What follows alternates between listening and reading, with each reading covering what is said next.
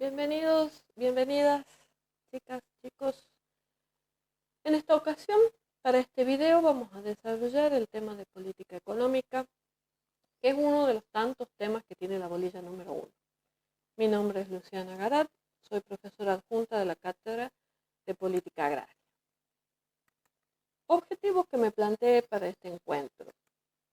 Bueno, vamos a conocer el concepto de política económica, cuáles son los objetivos de una política económica, cuáles son los instrumentos que tiene cualquier gobierno para llevar adelante la política económica.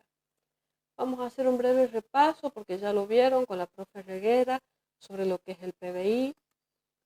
Vamos a hacer una sobrevolada sobre algunos datos de la realidad macroeconómica argentina y Tucumán para que ustedes traten de entender y de darle utilidad a estos conceptos que vamos a ver acá sobre objetivos e instrumentos, y aclararles también que solo se van a desarrollar algunos conceptos. El resto están en los apuntes. Todo lo que está en el apunte es lo que vale. Esto es un video explicativo para algunos temas que consideramos un poco más complicados, y el resto están en los apuntes.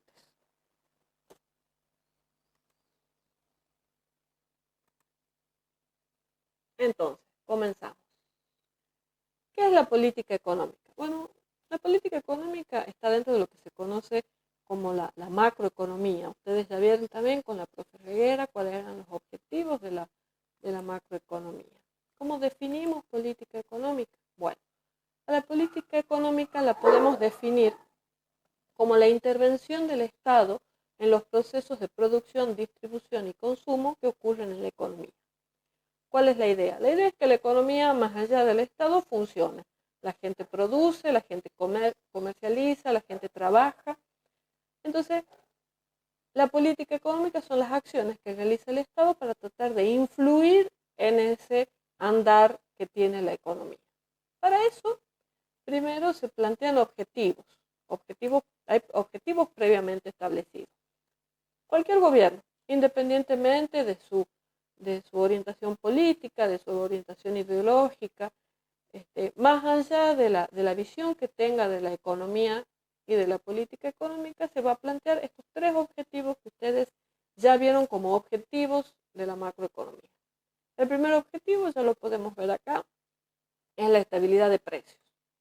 Después tenemos la creación de empleo. El objetivo es alcanzar lo que en economía se conoce como el empleo completo. Después tenemos un objetivo de el pleno empleo, disculpen, no me salía la expresión. Otro de los objetivos que tiene cualquier gobierno en materia económica es el crecimiento económico. En esta instancia, en donde ustedes ya vieron otros videos, están en condiciones de saber que el crecimiento económico lo medimos a través de la evolución del PBI. Después ahora listamos otros objetivos que van un poquitito más allá, exclusivos de la macroeconomía, que es la distribución de la riqueza, el equilibrio en el comercio exterior. Cuando hablamos de equilibrio de comercio exterior, estamos hablando de que la cantidad de dólares que salen del país, ya sea por importaciones, por pago de deuda, por transferencias, tiene que ser más o menos equilibrado, más o menos igual a la cantidad de dólares que ingresan al país. Ingresan por exportaciones, ingresan por toma de deuda. Y el crecimiento, este objetivo es un objetivo más típico de países como el nuestro, amplio y diverso, que es el crecimiento equilibrado de las distintas regiones. Acá también quisiera hacer una aclaración que prácticamente tenemos una bolilla para cada uno de los objetivos. Tenemos una bolilla para precios, tenemos una bolilla para empleo. En esta bolilla estamos viendo lo que es crecimiento y distribución de la riqueza.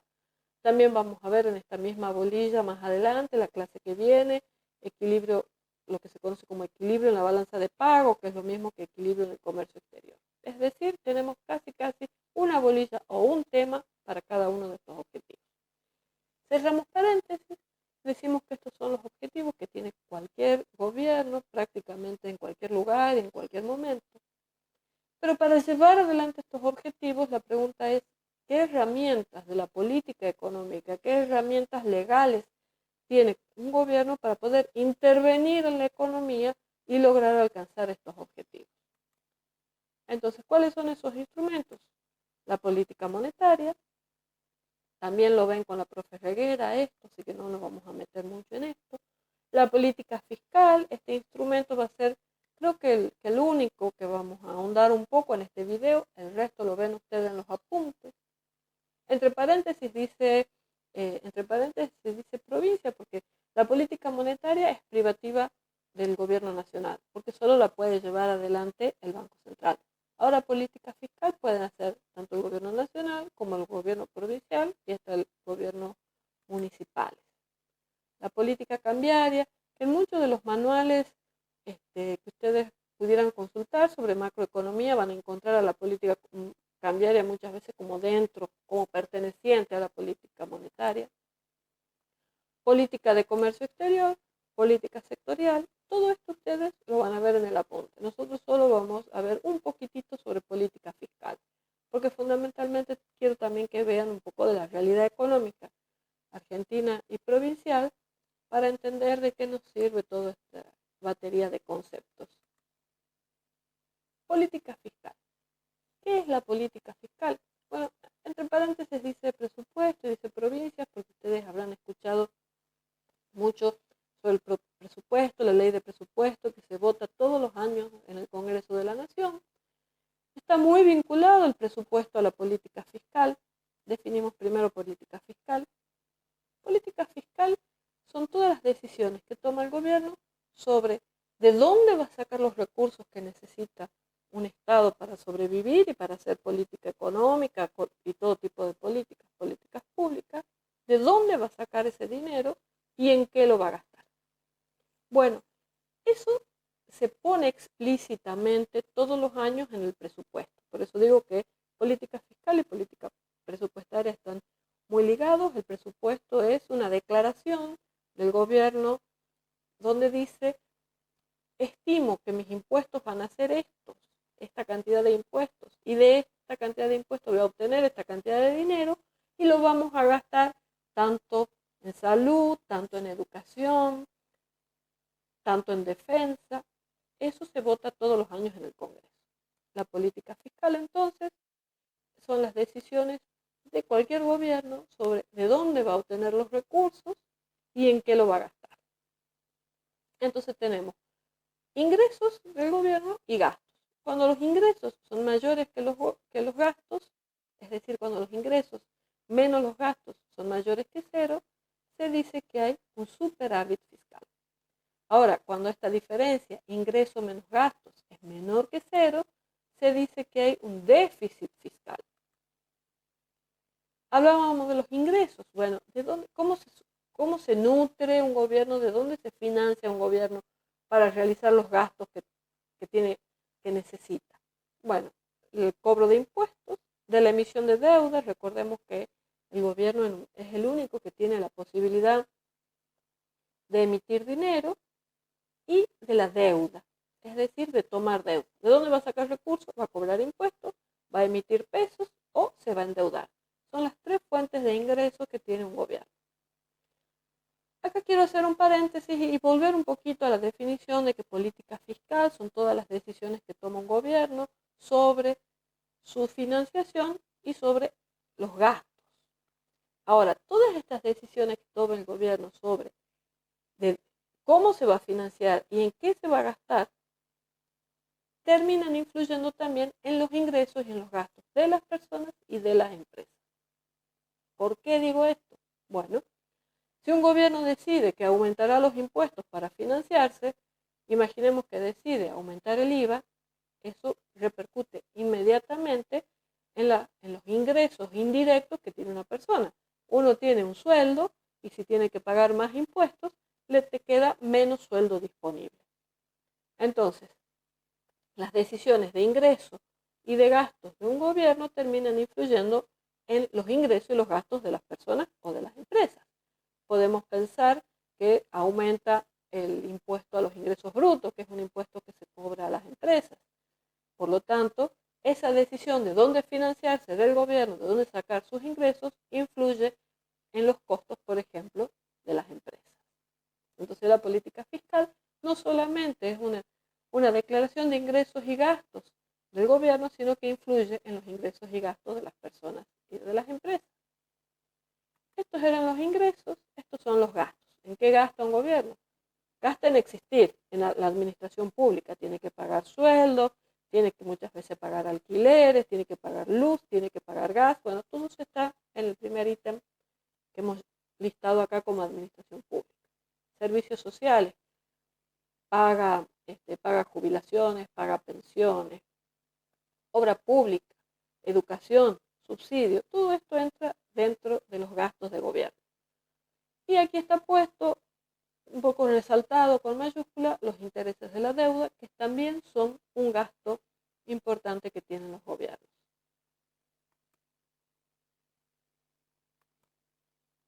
Política monetaria. Esto lo ven ustedes más en profundidad con la profe Reguera. La entidad encargada de realizar la política monetaria es el Banco Central. Y dice, y cambiaria porque prácticamente cualquier decisión sobre política monetaria influye en el tipo de cambio de un país. Lo vamos a ver rapidito. Una política monetaria influye en la cantidad de pesos que circulan en la economía. Ustedes lo ven con la profe Reguera, cuáles son las herramientas que tiene el Banco Central para aumentar o disminuir los pesos circulantes. A su vez, mediante esto que hace de influir en la cantidad de pesos, influye en la tasa de interés. Cuanto mayor cantidad de pesos circulantes haya, menor va a ser la tasa de interés. O lo digamos al revés. Cuanto menor sea la tasa de interés que nos pagan en un plazo fijo, por ejemplo, menos incentivo vamos a tener a dejar nuestra plata en los que tengamos la posibilidad de tener un ahorro después de gastar en nuestras necesidades básicas.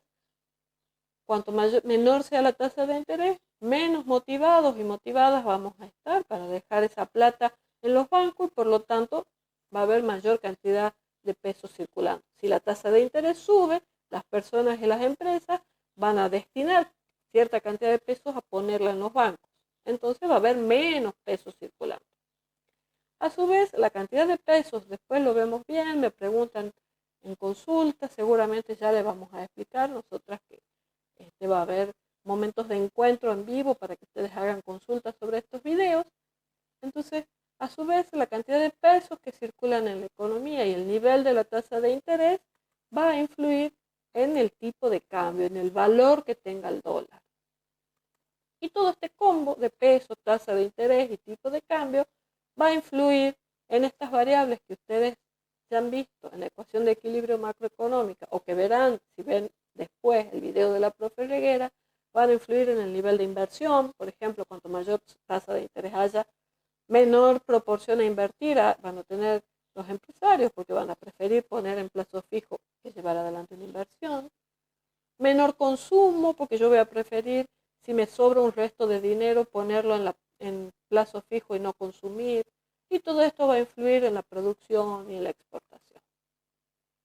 De todas maneras, es muy importante que la posibilidad que esto que hemos listado en la anterior filmina, en la anterior diapositiva, como una posibilidad de financiar, que es emitir dinero, no se puede emitir dinero a tontas y a locas. Debe haber un equilibrio entre la cantidad de dinero que circula en la economía y la cantidad producida de bienes y servicios en esa economía. Lo van a ver cuando vean las teorías de inflación. Cuando hay un desequilibrio, esto puede provocar uno de los causantes de inflación en una economía. PBI. ¿Qué es el PBI?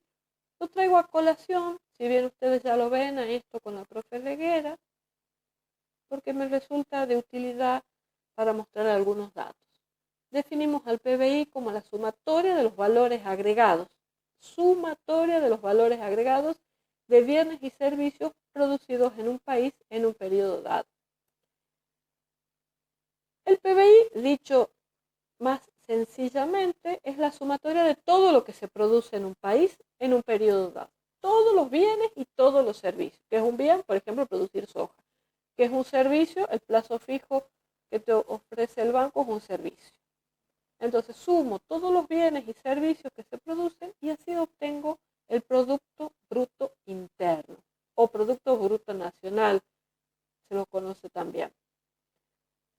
Ahora, si yo sumo todos los productos, puede haber una doble sumatoria. Si yo sumo la cantidad de pan producido con la cantidad de harina, voy a estar sumando 2 veces la harina.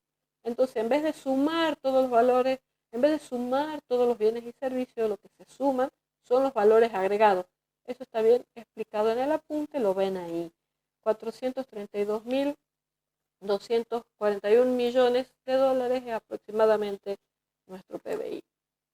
Ahora, esta sumatoria, yo voy a hablar de sumatoria de producciones. Sabemos que es incorrecto, es sumatoria de valores agregados. Para que sea más fácil hablar, hablo de sumatoria de bienes y servicios producidos. Yo sumo todo lo que se produce en un país, sumo las hojas, sumo los autos, sumo las zapatillas, sumo las mesas, las sillas. Como no puedo sumar autos con hojas y sillas, lo que hago es lo multiplico la cantidad producida por el precio y ahí sí sumo. Y tengo un valor monetario de todo lo producido. Y ese valor monetario es lo que se toma como un índice para ver si un país crece o decrece, si la economía de un país crece o decrece.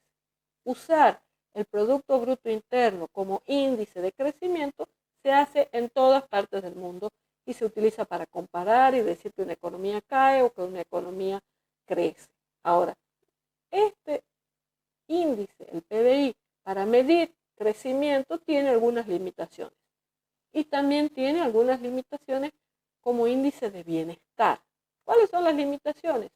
No considera la producción para el autoconsumo, es decir, todo lo que se conoce como agricultura familiar, se produce y lo consumo en mi propio hogar, no entra en el PBI.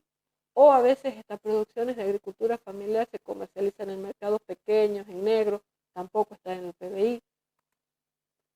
Muchas veces está subvaluado porque no captura la economía en negro, es parecida al primer ítem. ¿Cómo hace el gobierno para realizar esta sumatoria de bienes y servicios? Se nutre de fuentes oficiales, le pregunta a la AFIP, que registra a todo el mundo que produce, a todas las ventas. De esa registración que hace la AFIP es la mayor fuente de información para calcular este PBI. Todo lo que la AFIP no ha podido capturar, todo lo que está en negro, no va a entrar en esta sumatoria de bienes y servicios. Ahora, yo puedo tener un PBI alto, haber producido mucho, pero que todo ese producto ha sido producido por unas cuantas empresas y ese ingreso ha sido capturado por esos dueños y dueñas de esa empresa y solo le han pagado un porcentaje de esas ganancias a la gente que trabaja en esa producción, pero nada nos dice de cómo se ha distribuido. Si está todo concentrado en un sector, quizás tenemos el resto de la economía sin ingresos o con ingresos muy pequeños. Nada dice sobre la composición. No solamente es importante tener un PBI alto, sino diversificado, que se produzcan muchos bienes y servicios. Es solo una medida material. No nos habla ni de distribución del ingreso, como ya dijimos, no nos habla del acceso a derechos, del respeto por nuestras libertades, no nos habla del acceso a bienes y servicios que tiene la población, solo es una medida material. Y no captura el trabajo no remunerado.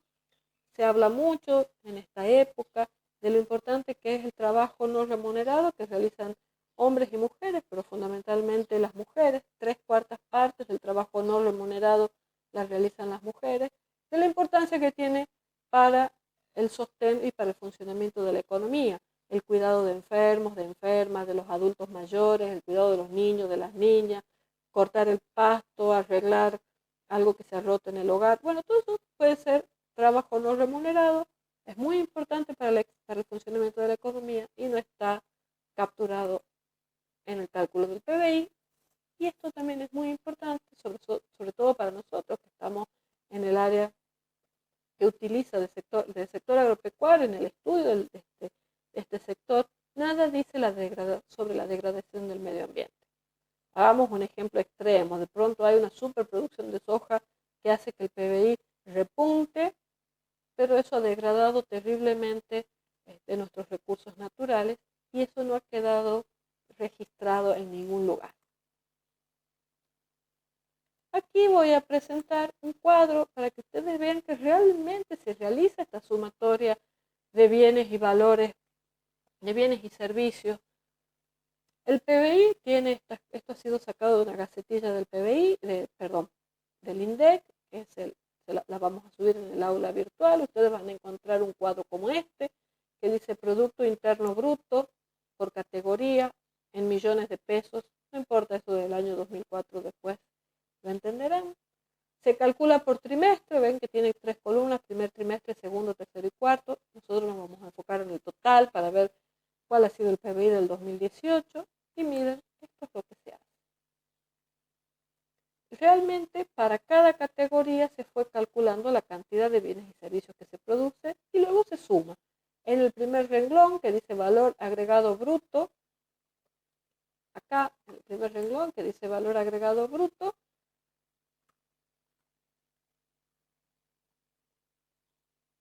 es el PBI del año 2018 de 588.412 millones de pesos. Y luego está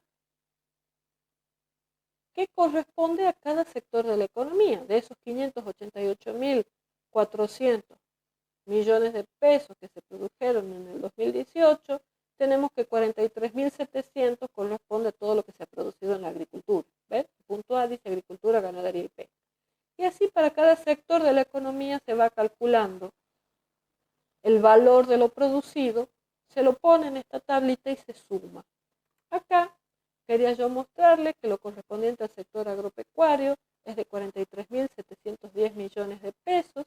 Podemos calcular qué porcentaje es esto del total producido para que ustedes vean que el sector agropecuario en el 2018, de todo lo que se ha producido en Argentina, un 7,4% corresponde a bienes, a productos del sector agropecuario.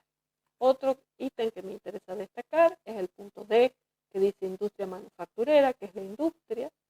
Todo lo que se ha producido dentro de la industria, ¿qué porcentaje significa del total producido? Un 19,6%.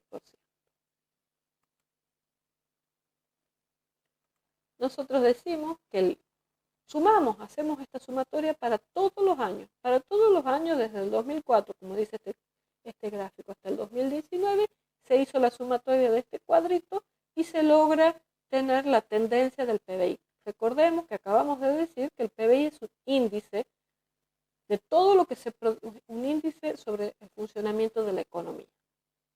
Entonces, básicamente, si la Argentina en el 2020 hacemos esta suma, e imaginemos que esta suma da 20, y en el 2021 hacemos la misma suma y esta suma da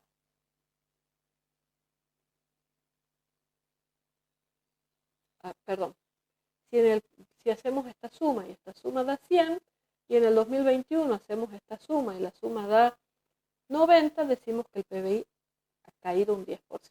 Bueno, esta es una muestra de cómo fue creciendo y decreciendo el PBI desde el 2004 hasta el 2019. Luego lo vamos a ver en más detalle. Seguimos entonces.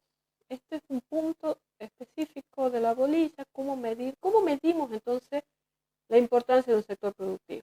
Ya hemos visto que una de las formas de medirlo sería por su aporte al PBI, lo hemos visto en el cuadro, que la agricultura aportaba al PBI, a todo lo que se produce en la Argentina, la agricultura aportó en el 2018 un 7,4%, creo que decía. Bueno, eso es una de las formas. ¿De qué otra forma? Porque por su aporte en divisas. El sector agropecuario, por ejemplo, tiene una importancia mucho más pesada aportando divisas, es decir, aportando dólares, que lo que hace aportando al PBI. Por su aporte tributario, puede haber sectores que no aporten mucho al PBI, que no aporten muchos dólares, pero que sí el gobierno saca una buena tajada de ahí. Por su generación de empleo, que sea un sector que demanda mucho empleo, de empleo de calidad. Este sería un aporte, una importancia negativa, externalidades negativas. Puedo tener un sector que sea importante para el PBI, importante para la generación de divisas, pero que me genera muchas externalidades negativas por el impacto al medio ambiente. Luego hay sectores que no califican ni por su aporte al PBI, ni por su aporte a divisas, ni por su generación de empleo, pero que son sectores estratégicos. Por ejemplo, generación de energía es un sector estratégico para que funcione el resto de los sectores. PBI, más allá de lo importante que es porque exporta y genera muchos dólares para el país. Es un sector estratégico porque produce alimentos, porque produce materia prima que se utiliza luego en la agroindustria y porque en nuestro país el sector agropecuario es un sector muy productivo. ¿Qué significa ser un sector muy productivo? Significa que se producen alimentos y materia prima a bajo costo. Vamos a ir un poquitito más rápido para que esto no se haga tan largo. Habíamos dicho que una de las formas de medir la importancia de un sector era a través de su aporte por divisa. Entonces, ¿qué exportamos? ¿Qué exporta la Argentina? Bueno, acá podemos ver que el 22,7% de lo que exporta la Argentina corresponde a productos primarios. Aquí iría, por ejemplo, el grano de soja. El 37% de todo lo que exporta Argentina corresponde al sector, a manufacturas de origen agropecuario. Aquí iría la harina de soja, porque eso ya está industrializado. De esta manera, si unimos estos dos sectores que están vinculados al sector agropecuario, vemos la importancia que tiene el sector agropecuario en las exportaciones argentinas. Crecimiento o desarrollo. Acá me estoy yendo a la última bolilla de la materia, porque acabamos de ver que el PBI es un indicador de crecimiento, pero hemos visto que es un indicador material y que encima es bastante limitado. Hemos visto que cuando hablamos de indicador material hablamos de que nada me dice sobre derechos, nada me dice sobre distribución del ingreso. ¿Es necesario generar riquezas que el indicador crezca? Por supuesto que sí, es un indicador necesario, pero no es suficiente. Necesitamos, y aquí vamos a, como dije, al último punto a la última bolilla, que lo que se pretende en realidad una política económica es tener un país más desarrollado. El concepto de desarrollo es un concepto más amplio. Ya vamos a ver que es un concepto normativo, quiere decir que subjetivo, que me habla de lo que debe o no debe hacerse. Es un concepto que nació luego de la Segunda Guerra Mundial y que está en constante evolución y que muchas veces se habla de que en realidad desarrollo es casi lo mismo que crecimiento y otras veces aparecen teorías económicas como las de en estas últimas décadas que dice que desarrollo es más allá del crecimiento, que hay que hablar de bienestar, de distribución de la riqueza. Y últimamente se habla mucho de desarrollo sustentable, del desarrollo de las localidades, del desarrollo local, del desarrollo territorial. Y ahora hemos visto así muy poquitito qué pasaba con las exportaciones, qué pasaba con el PBI de la Argentina. Les voy a contar brevemente, lo más rápido posible, qué pasa con estos indicadores en Tucumán. Bueno, este sería el Producto Geográfico Bruto de Tucumán, es decir, calcular el PBI, pero solo para los límites de Tucumán. Y se hace lo mismo, se hace una sumatoria de lo que se produjo en la agricultura, lo que se produce en la industria, lo que se produce en el comercio, se suma y se obtiene. Este es para el año 2019. Y vamos a hacer el mismo ejercicio, que el porcentaje de todo lo que se ha producido en Tucumán, en este caso para el 2019, corresponde a lo producido en el sector agropecuario. Bueno, vamos a ver que en Tucumán el sector agropecuario aporta más que lo que aporta el sector agropecuario a nivel nacional. El sector agropecuario tucumano significa el 11,6% de todo lo que se ha producido dentro de los límites de Tucumán en el 2019. Otra cosa que llama la atención es que comparten el mismo porcentaje con la industria. De alguna manera esto nos está diciendo que estamos un poco demasiado primarizados, ¿no? Que Tucumán tiene la potencialidad para tener una industria un poco más importante.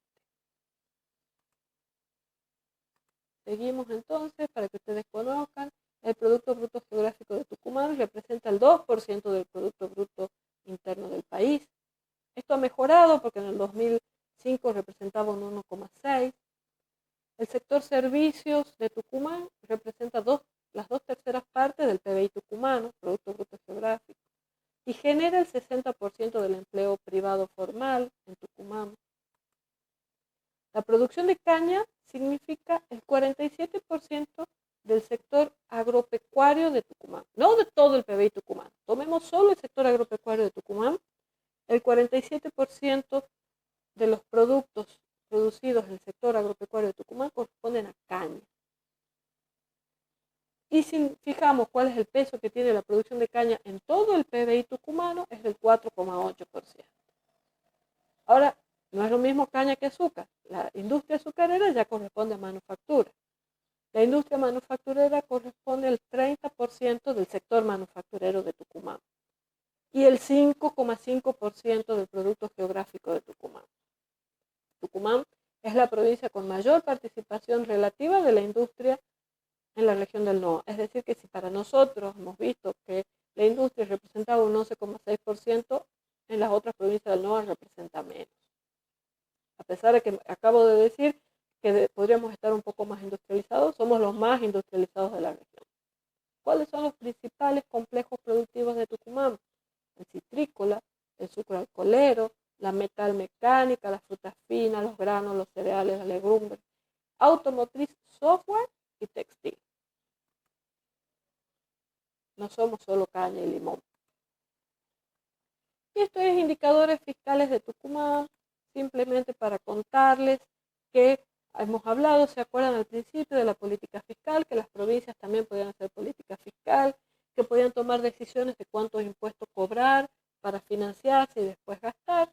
Esto es para que ustedes vean el primer gráfico de torta, gráfico 6, porque está extraído dice 6 porque está extraído de unas gacetillas de Tucumán, composición de los ingresos según la procedencia. Propios, o sea, de impuestos que cobra propio la provincia, de todos los impuestos, de todos los ingresos fiscales que tiene la provincia, el 29% son propios y el 71% son girados por nación.